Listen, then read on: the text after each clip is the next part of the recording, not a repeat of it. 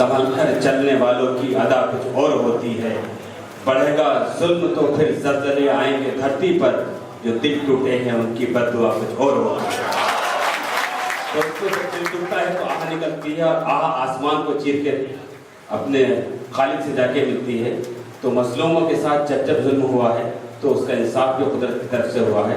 मैं सलाम करता हूँ एक बार और अबू आसिम आज़मी साहब को, फरहान आज़मी साहब को। यकीनन उन्होंने एक शेर पढ़ा कि हमारे देश को फिर एक टीपू की ज़रूरत है।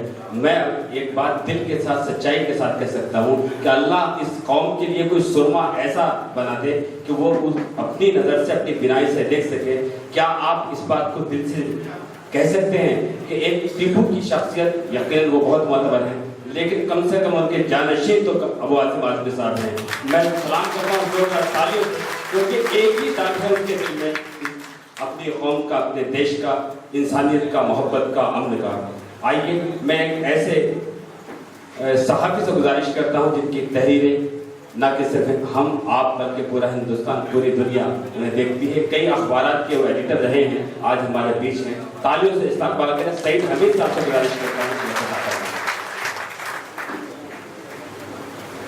मोहतरम सदर जलसा, स्टेज पे बैठे हुए मौजूद सामीन और हाजिर, वक्त की तंगी का मुझे लिहाज है, लेकिन मौजू ऐसा है जिस पर एक बहुत ही मकबूल शेर याद आता है कि जब पड़ा वक्त गुलिस्तान पे तो मुंह हमने दिया, अब बाहर आई तो कहते हैं तेरा काम नहीं।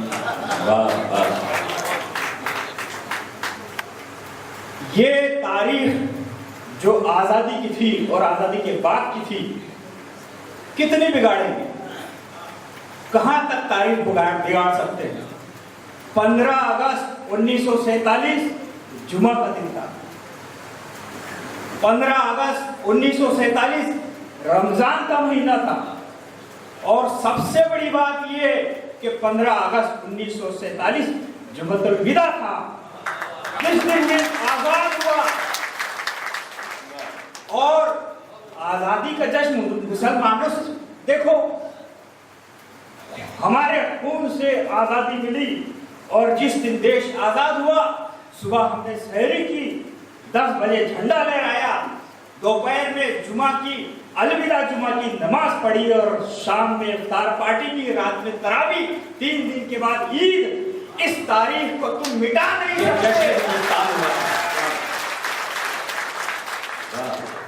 जिस मुबारक महीने के सदके ये आजादी मिली, उसको तुम हटा नहीं सकते।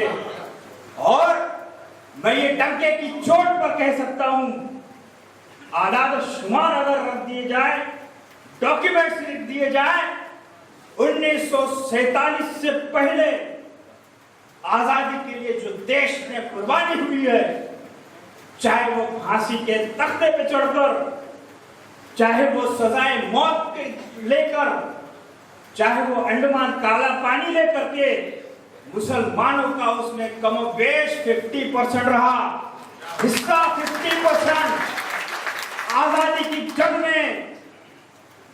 और जब बाहर आई तो कहते हैं तेरा काम नहीं। आज मुसलमान पार्लियामेंट में 2%, असेंबली में 1%, कॉर्पोरेशन में 2%, पुलिस में 3% और जेलों में 40%। आज की ये सूरत है। ये आजादी आज ये हमारे साथ सलूक। मैं बंबई की बात करता हूं, एक मिसाल आपकी कुर्बानी की और मुसलमानों के कुर्बानी में कंट्रीब्यूशन की, कुर्बानी में आपकी हिस्सेदारी और गवर्नमेंट में तरक्की में आपकी भागीदारी आज का ये सब्जेक्ट है। और मैं आपको एक बंबई की मिसाल दूं, 1857 में बंबई में भी बहुत कुछ हुआ। 1857 में जिस तरह नॉर्थ में, अवध में और दिल्ली में एक शमा जली आजादी की, जिसको ये गदर कहते हैं, बंबई में भी ऐसी आजादी की चिंगारी जली। लेकिन ये बंबई पुलिस जो आज बंबई पुलिस है, मैं ये डॉक्यूमेंट्स की बुनियाद पर कहना चाहता हूं ये ब्रिटिश पुलिस है। आज बंबई पुलिस ब्रिटिश पुलिस है। इनके सारे बाप दादा जो थे ब्रिटिश ऑफिसर्स थे।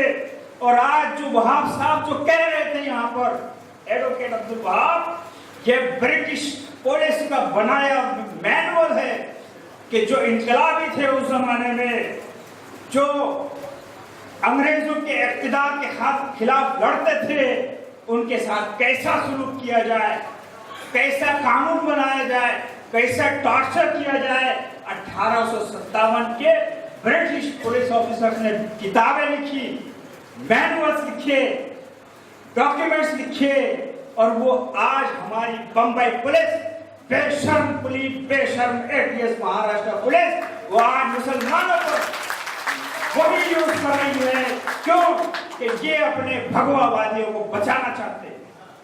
1857 में बंबई में नेवी का एक स्टेशन था यहाँ पर। उसमें एक ग्रुप ऐसा मुस्लिम और हिंदू, नेवी के आर्मी उस जमाने में इंडियंस को ऑफिसर्स नहीं बनाते थे।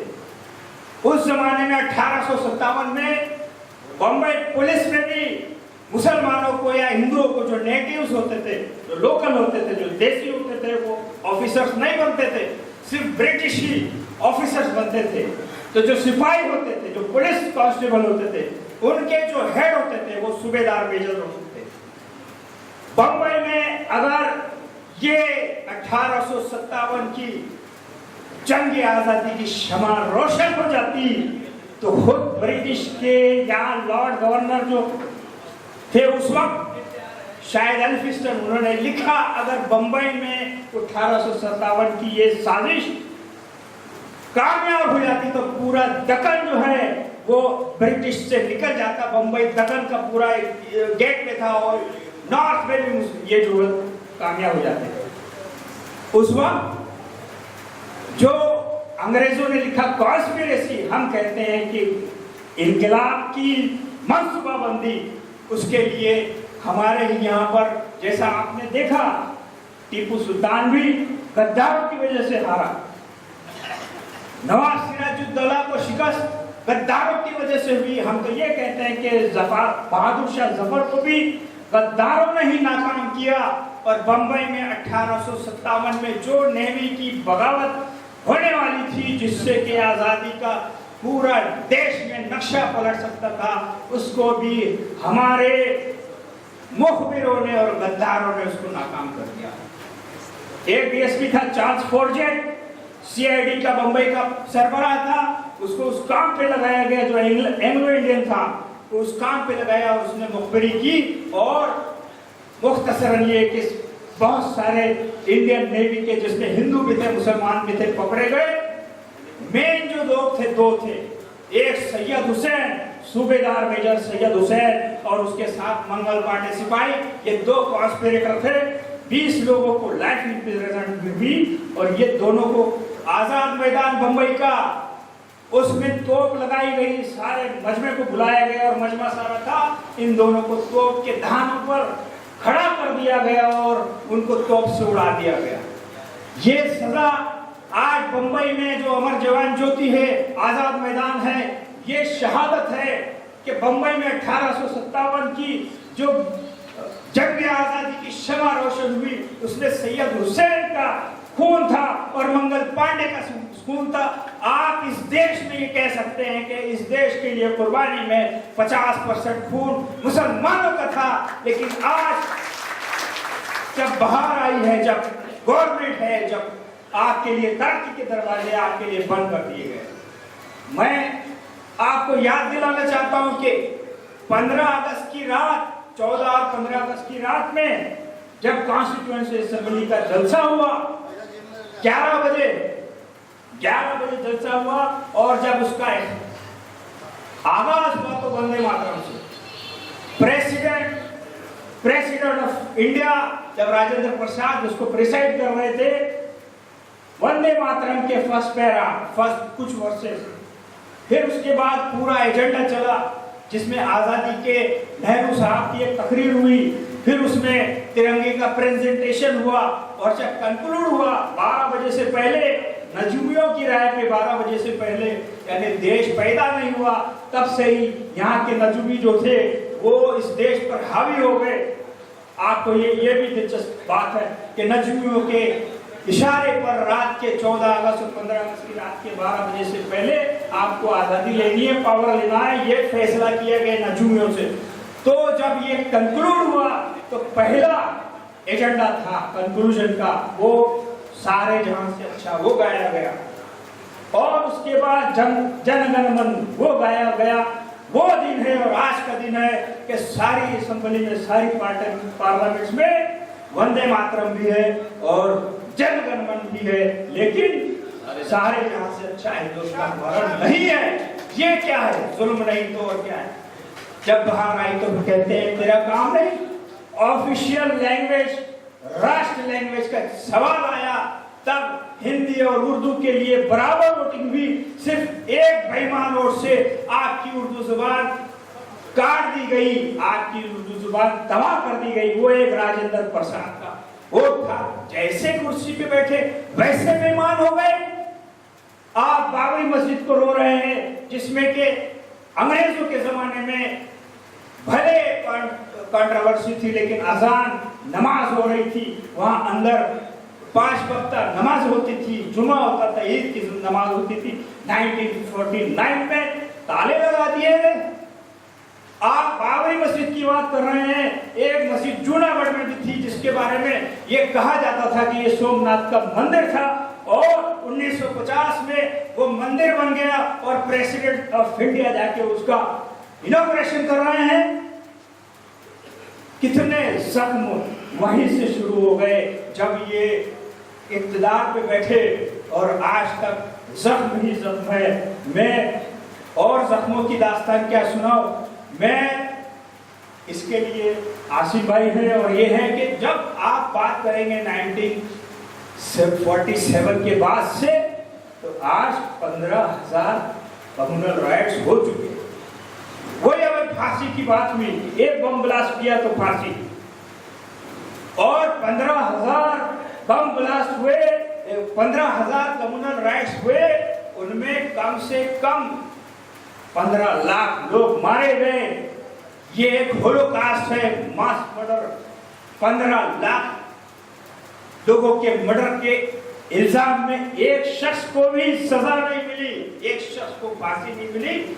और एक बम ब्लास्ट होता है उसमें फांसी, लाइफ इम्प्रिजन, 100 लोगों को सजा मिल गई। इस जुल्म के लिए, इस नाइंसाफी के लिए, इस जो हमारे साथ बदतमीजी हो रही है, इसके लिए मैं अपनी बात को कंक्लूड करता चलूं कि जिम्मेदारी हमारी है। आज सब ये जानते हैं कि वोट बहुत बड़ा पावर है। बेशक 67-68 साल में मुसलमानों में कोई इत्तेहाद नहीं हुआ, बेशक 67-68 सालों में मुसलमान आज अपने औकात को मनवा नहीं सके, लेकिन कैसे मनवाएंगे भाई? आज आपके खिलाफ करोड़ों रुपया इस बात पे लगवाया जाता है, अरबों रुपया इस बात पे लगवाया जाता है। और आज से नहीं, हिंदुस्तान आजाद हुआ उसके बाद से ही सारा सरमाया government, missionary, police, intelligence, IB और मीडिया इस बात पे लगाया जाता है कि मुसलमानों को कैसा आपस में डिवाइड किया जाए। एक जगह ये कोशिश है कि मुसलमान बिखरते जाएं और उस पर बड़ा सरमाया लग रहा है, और एक तरफ इत्तेहाद की बात करने वाले, इत्तेहाद का काम करने वालों को अपनी ही कौम में टांग घसीटा जा रहा है। आज मैं ये अपील करता हूँ, इस बात पे कंक्लूड करता हूँ। मुझे बहुत तकलीफ हुई, मैं अब हिस्ट्री में बहुत ज्यादा जाना नहीं चाहता हूँ, लेकिन आज के जमाने में मुसलमानों ने अपने सियासत के बाजार में अपनी कीमत लगाई।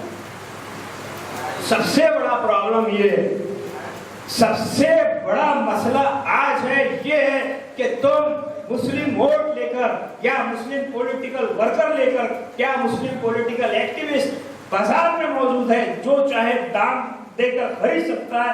आरएसएस, वीएचपी अपने एजेंटों के साथ भी आपको खरीद सकते हैं कि आप 1,000 पर डे में वर्कर मिल रहे हैं। आप मोटरसाइकिल में पेट्रोल भर देवे और आपको एक लंच पैकेट डाले तो आप किसी के भी जुलूस में चले जाएंगे? क्या आप ये भूल जाएंगे कि मुसलमानों का कातिल कौन है, मुसलमानों का दुश्मन कौन है, मुसलमानों का जो खत्म करने वाला जो साजिश कर रहे हैं कौन है? मेरे घर में, आपके घर में 10 भाई हैं तो 10 भाइयों के सब इत्तेहाद है, बहुत सारे। मेरे घर में अगर एक बाप है, 5 बेटे हैं, सब एक है नहीं, सब एक घर में अगर हैं तो आपस में लड़ते हैं। लेकिन बाहर का ऐसा पड़ोसी जो आपका दुश्मन है, जो आपके घर पे कब्जा करना चाहता है, जो आपको मलिया मेट करना चाहता है, अगर वो सामने आएगा तो 5-10 बेटे और बाप भाई सब एक होकर उससे लड़ते हैं, कोई इख्तिलाफ नहीं करते हैं। ये चीज हम हिंदुस्तानी मुसलमानों में आज तक पैदा नहीं हुई। और मैं यही कहता हूं, क्या कोई सबक देगा जब आवाम अगर खुद अपना वोट बेच डालेंगे, अगर नौजवान अपनी शक्ति बेच डालेंगे, अगर आप अपना पॉलिटिकल वर्कर अपना वक्त बेच डालेंगे, अगर आप अपनी मेहनत बेच डालेंगे, तो इस बाजार में जिसके पास सबसे ज्यादा पैसा है वो आपको खरीद लेगा, और जब वो कुर्सी पे बैठेगा तो आपके मसाइल को दरगुजर करता रहेगा कि ये तो खरीदा हुआ वोट है, ये तो अगले 5 साल में मैं फिर खरीद लूंगा। मैं अपनी बात को इसी पर खत्म करता हूं कि भाई मेरे, कल लड़ाई खून देने की थी, कल लड़ाई जंग लड़ने की थी तो आजादी मिली, कल लड़ाई फांसी पर लटकने की थी तो आजादी मिली। आज आजादी को बचाना है और इंसाफ हासिल करना है तो अपने वोट की अजमत, अपनी सियासी कुव्वत, इसको बचाना पड़ेगा, उसको बढ़ाना पड़ेगा और ये मैसेज देना पड़ेगा कि मेरा वोट बिकने वाला नहीं है। मैं पॉलिटिकल एक्टिविस्ट अपनी कौम का हूँ, कौम का वफादार हूँ और कौम के लिए मैं मुफ्त काम करूंगा, पसीना बहाऊंगा। आज पसीना बहाने की जरूरत है, आज खून बहाने की जरूरत नहीं है। अगर ये बात हमने समझ ली और जो लोग पैसों के थैले करोड़ों अरबों रुपए लेकर के मैदान में उतरते हैं और ये टीवी पर कहते हैं कि अब हिंदुस्तान में ये होगा कि 85% हिंदू जो है वो एक हो जाएगा और 15% मुसलमानों को चिथड़े चिथड़े कर देंगे। अगले इलेक्शन में ये बता दो कि अगर 85% मुत्तहिद ना सही, अगर मुसलमान मुत्तहिद हो जाए, अगर मुसलमान अपने वोटों का सौदा नहीं करे, अगर अपनी पॉलिटिकल मेहनत का सौदा नहीं करे, तो आज भी हम अपना हक ऐसे ही मनवा सकते हैं कि जिस तरह हमारे पुरखों ने, हमारे आबा उस्ताद ने आजादी दी थी। मैं आपको बस उसी बात का वादा कर देता हूँ, मैं कोई पॉलिटिकल बात नहीं कर रहा हूँ, मैं किसी पॉलिटिकल लीडर या किसी पॉलिटिकल पार्टी के फेवर की बात नहीं कर रहा हूँ, बहुत मुद्दे की बात कर रहा हूँ कि आप पॉलिटिकल एक्टिविस्ट पैदा करो, बिकने वाला नहीं, उसूल पे चलने वाला। आप पॉलिटिक्स में वोट दो बगैर पैसे के कौम के लिए। अगर इंशाअल्लाह अगर आने वाले 5 सालों में मुसलमानों ने इंडिया की एक कर दिखाया तो किसी संघ में, किसी परिषद में और किसी ओदी मोदी में या किसी सुब्रमण्यम में ये औकात नहीं है कि हमारी तरफ आंख उठाते देखें। आपने मेरी बात सुनी, मैं आपका बहुत बहुत शुक्रिया अदा करता हूं।